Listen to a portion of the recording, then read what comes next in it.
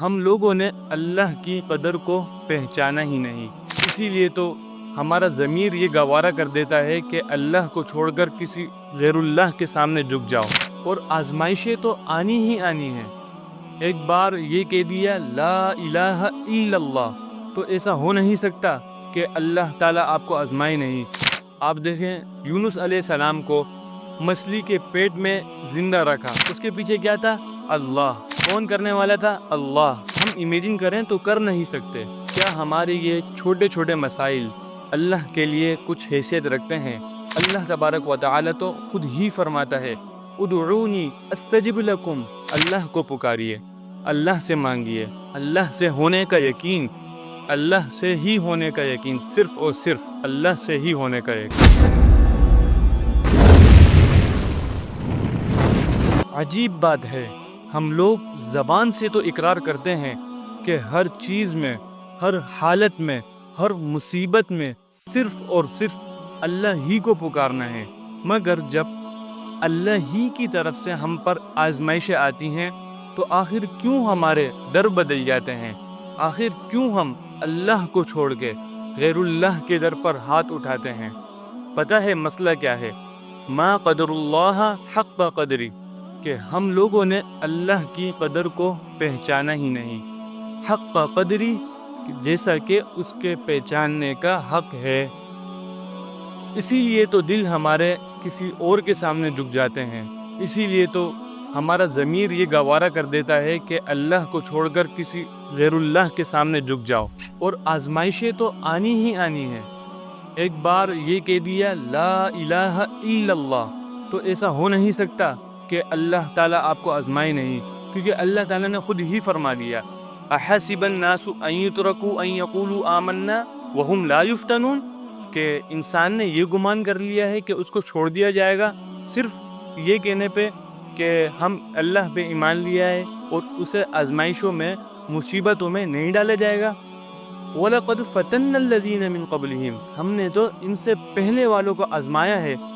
فَلَيَعْلَمَنَّ اللَّهُ الَّذِينَ صَدَقُوا وَلَيَعْلَمَنَّ الْكَاذِبِينَ، کہ پتہ تو چلے ان لوگوں میں سے سچا کون ہے اور جھوٹا کون، ایمان کے دعوے کون کرتا ہے اور پریکٹیکلی کر کے کون بتاتا ہے۔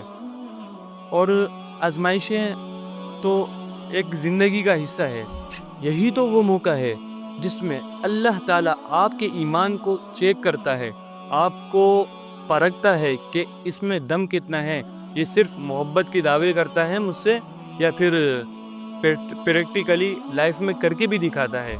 اور ہم لوگوں پر آزمائشیں آتی بھی کب ہیں؟ ہم لوگوں پر صرف چھوٹا سا امتحان، ایک ٹیسٹ ہوتا ہے، اور اس ٹیسٹ میں بھی ہم فیل ہو جاتے ہیں۔ آزمائشیں تو وہ ہوتی ہیں مستہم البأساء والضراء وزلزلوا، کہ اللہ تبارک و تعالیٰ فرماتے ہیں کہ ہم نے تم لوگوں سے پہلے والوں کا صرف اور صرف ایمان چیک کرنے کے لیے ان پر زلزلے بھیج دیے گئے۔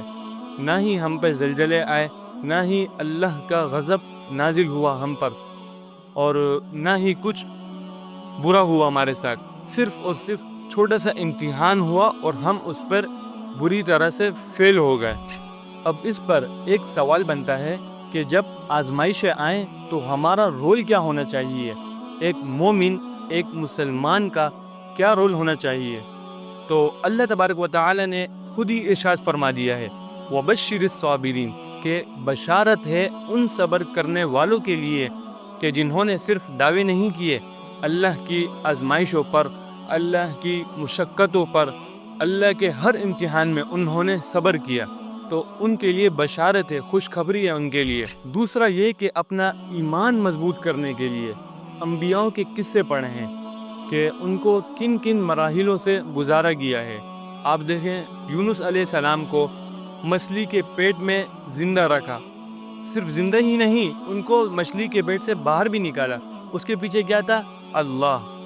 کون کرنے والا تھا؟ اللہ۔ حضرت یونس علیہ السلام نے مشقتوں میں، اپنی مصیبتوں پہ کیا کیا؟ صبر کیا۔ دوسرا حضرت ابراہیم علیہ السلام کا قصہ کہ جب ان کو آگ میں ڈالا گیا تو اس وقت انہوں نے، ان کے دل میں کیا تھا؟ صرف اللہ، اور اللہ نے ان کی ایسی مدد کی کہ وہ آگ سلامتی والی بن گئی، ایک آگ سلامتی والی بن گئی۔ اور تیسرا حضرت موسیٰ علیہ السلام کا واقعہ کہ جب انہیں اللہ تبارک و تعالی نے اپنا عصا مارنے کا حکم دیا اور انہوں نے اللہ کے حکم کے مطابق ویسا ہی کیا، پھر دیکھیں اللہ تبارک و تعالی نے سمندر کے بیچوں بیچ میں سے ایک رستہ بنا دیا۔ ہم امیجن کریں تو کر نہیں سکتے۔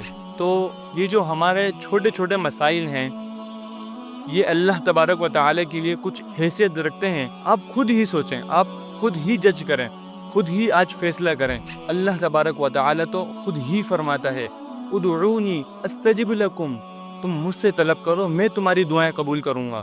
تو جو رب خود ہی فرما رہا ہے کہ مجھ سے مانگو، میں تمہاری ہر فریاد، ہر مصیبت، ہر تمہاری A to Z ساری مشکلیں دور کروں گا، تم ایک دفعہ پورے اچھے اخلاص سے مانگ کر تو دیکھو۔ اور وہ تو وہ ذات ہے کہ انما امرہ اذا اراد شیئا ان یقول له کن فیکون، کہ وہ اگر کسی چیز کا ارادہ کر لیتا ہے تو اسے کن فیکون کا حکم دیتا ہے، اور وہ ایک ناممکن سے ممکن میں آ جاتا ہے۔